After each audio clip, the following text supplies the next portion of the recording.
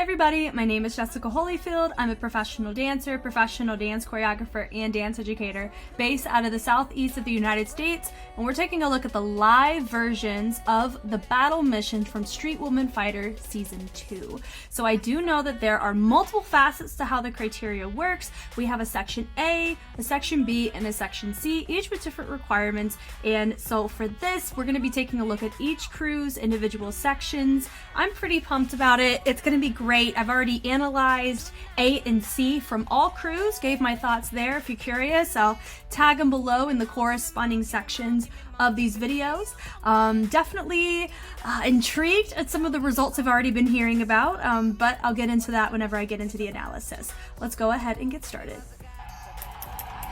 All right. Bebe. 처음부터 노르덱. No, this is their hidden. 높이가 중압감이 있다, 확실히. 네, 이제 바다님이 안 보이시는 거예요. So you can't see 바다님. 무대 밑에서 대기하고 있더라고요. 이번 A 구간의 포인트는 아이들의 출격이다. 저희가 그동안 바다와 아이들이다라는 그런 얘기를 계속 들어왔잖아요. 사실 저희라서 바다 언니랑 함께 할 수 있는 거거든요. 바다 언니 못지않게 에너지와 파워를 뿜어낼 수 있는 퍼포먼스를 보고 엄청 놀라실 수 있을 거예요.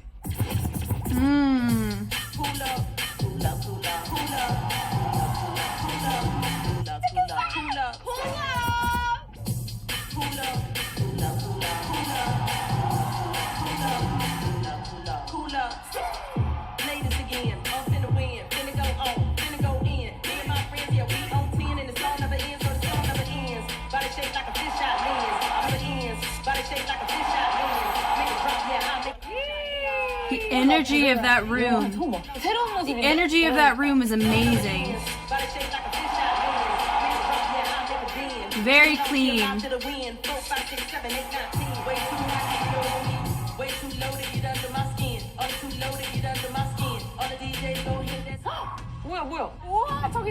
It's about to fake out here, but I've already seen that.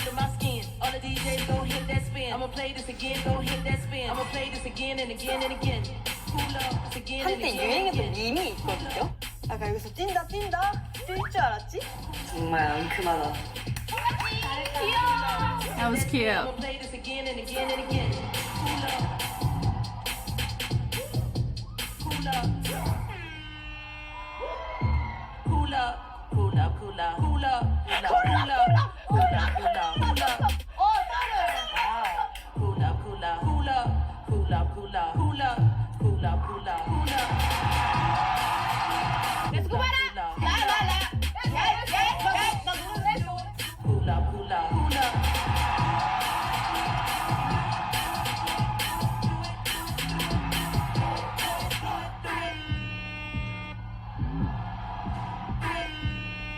분위기를 저희 걸로 만들었기 때문에 열심히 So fun. 저 녀석들은 배틀은 좀 모르는구만. Really strong. Very clean. About it, they performed very consistently like how they did when I watched it the first time.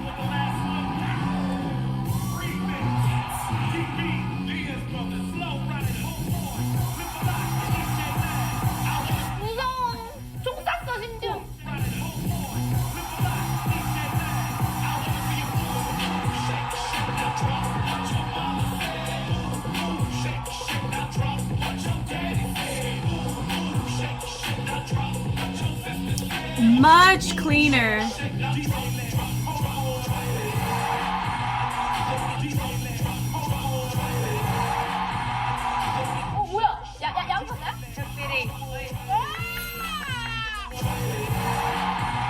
I like it more here than whenever we saw it isolated with the camera. It just feels more appropriate for the environment.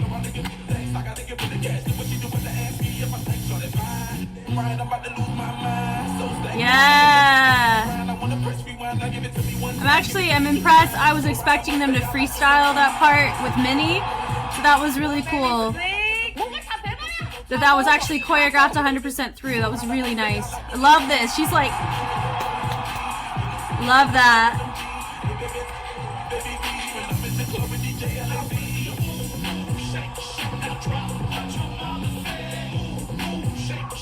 엉덩이 이제 잘 섞이는데? That was cute from her.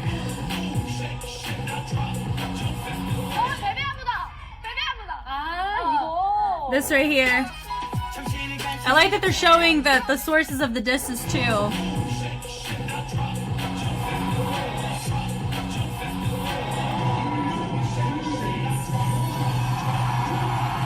I think it's funny that Kong Daniel is still going. Oh, hold on. Okay, we gotta keep it going. Oh, hold on, gotta take it back, take it back. It was at the end, is remix. 3, 2, 1.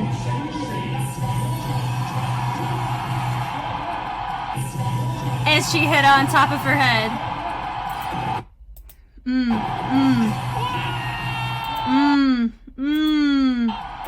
I love that. Okay, let's take a look back here. So I do know that Bebe got to pick after Jam Republic. Jam picked Lady Bounce to go up against. Bebe picked Wolflow to go up against. So we're just gonna kind of go through this one, really take a look at the full picture. I know that we have the live audience score, global vote score from that we don't know that information yet, as well as the judges. I actually don't know how the judges voted this, nor how the audience voted this in comparison to the other two that I'll be taking a look at. How they set it up. That was super fun.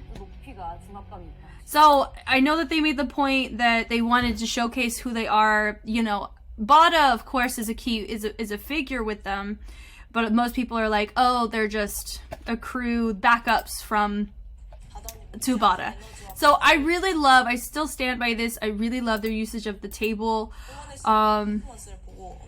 They focused more of their direction to the front here versus making it more universal, whereas Wolflow took a more universal approach in some of their stuff. But I will say with Bebe, they're normally going to be hanging out over here. Wolflow is going to be attacking them, but as well as engaging around this side of the audience. So it is a bit tricky whenever you are performing. At least these guys over here are not going to get a clear shot of what they're doing. So when you really think about it with the live audience voting, I really feel like there's gonna be a sense of your audience, unless you are literally on, I mean, you can't see it, but I'm just circling down there. That'd be the only place you'd have a decent shot to look at what they're looking at, or over here. So I really think you have a low-key, you got two whole sections of your audience that are not going to clearly see one crew versus the other. And can that influence who they pick for? Maybe. But I kind of feel like part of this is because they don't have people in the audience that are professional. I mean, some of them are, but it's not the same as Muse of Street Man Fighter, where they had experts of the genres in the audience. You have just regular people, and a lot of those types of people, they don't know what they're looking at. Some of them do, but I feel like they have a decent enough head on their shoulders where I would assume they would pick the crew that demonstrated the best impact, you know. But I really like the choices that Bebe made here. Their usage of the table was super fun. I love the attention, the knocking through, all of this. I really analyzed the choreography already, so I'm mostly going to talk about the environment, circumstantial things that happen exclusively to this video, if that's okay. Looking here, you're able to see all of these things pretty clearly. That's really just the energy is there, and possibly a little bit more elevated whenever you get an audience. It's just the difference, but just hear that fullness of the was really nice, you know. They were like was really cool. Energy is really strong and it's clean. They all vibe together with each other, which is really nice. But I love that. Very clear whenever she marked off her numbers. You know, a lot of times people can kind of fumble through that, but she was consistent and very loud with her movement, and it was able to match that part of the music very well. her doing that is just they're not facing Wolflow, they're facing the front to the fight judges. And I did say this on a couple of my analysis with Street Woman Fighter the first season. During the elimination battle specifically, La Chica, they had a habit of, which I think could have worked in their favor, but of course it's different judges. They did focus on their opponent, but they also spent a very intentional amount of time facing the judges because the judges are part of that score. So I feel that they are caring more about appealing to the audience with their battle versus actually competing against Wolflow, if that makes sense in this particular part of the section of choreography. Now I do know here they get to do whatever they want. I love this. Everyone thinks that she's about to do a backflip. We know that is not the case. Do I think that the camera angle that we got in the global vote made me read this way better? Yes. I love seeing the front shot to this. Yeah, but I love the texture there. Really fun. And how they slow it down is so grimy and enjoyable. That was really fun. Everybody looks great here. You know, I love everyone's energy. Yeah. Nice footwork, some heel dig variations from there. I love her locking variations here. You have Bada join.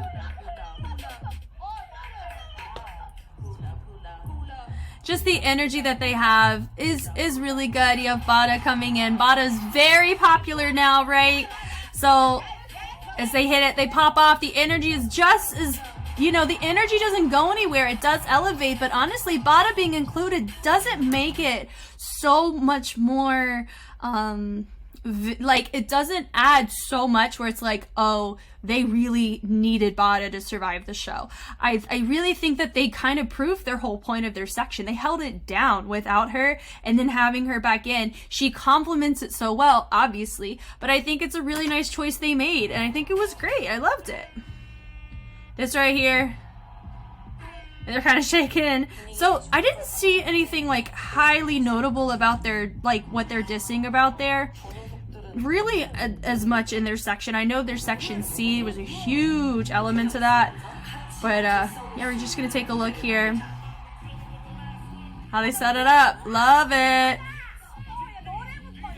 They were much cleaner in the live than they were for the camera. The energy, I think, is bigger, of course, too. They just got that, they got that swag. Yeah, they're all holding a finger or they're choosing to hold a fist. I want you to notice, I know it shows a bit small there. Let me see if I can backtrack. How they're holding it, like when you have your what is it, your fist in comparison to your finger, how your brain perceives that is slightly different. Of course, this one reads more as like an actual gun, and this one reads as like that playful fictional type of gun, the imagery of a gun. But when you notice it, I'm doing the same technique. You just notice that because I don't have a finger or a fixed point that's initiating that it fully extends out whenever I'm here, it does appear a little bit more rounded in texture in comparison to whenever I have it pointed out. You're able to see more of the direction of how I'm pulling it on the recoil, right? But that's just a really small thing. And that's just how, if you were just curious as to why these may read differently, that's why. It's because she doesn't have a finger extending out like everybody else does. So, and I think that's preferential, and I don't think that really matters at the end of the day. It's just that's why it may read a little different.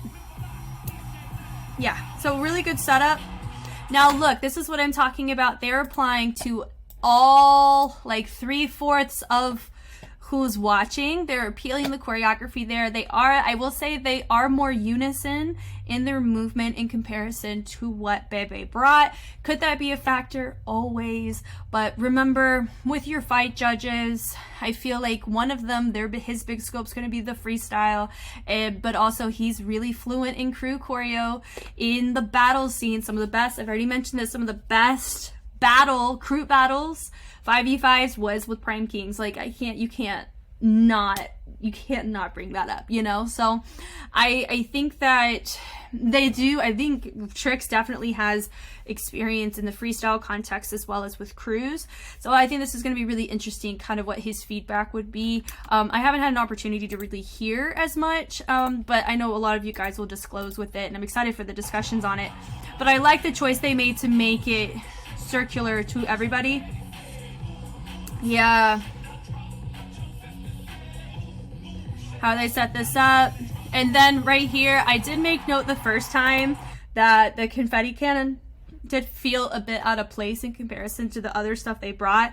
But here, I like it. I think it goes with the vibe of the show, because sometimes I think I remember Bang Two Brothers, it was one of their finale sets. There was just white confetti that was just starting to fall from the sky, and it didn't quite match the aesthetic of the routine, and also it wasn't their final routine either. I think it was just, oh no, it was, but no one else got confetti, if that makes sense. So I just felt like it was just a tad bit out of place.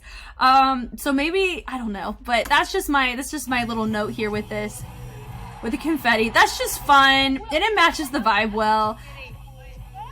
And I'm assuming that was not during the interim kind of video that they had. I love it, and it's towards the judges.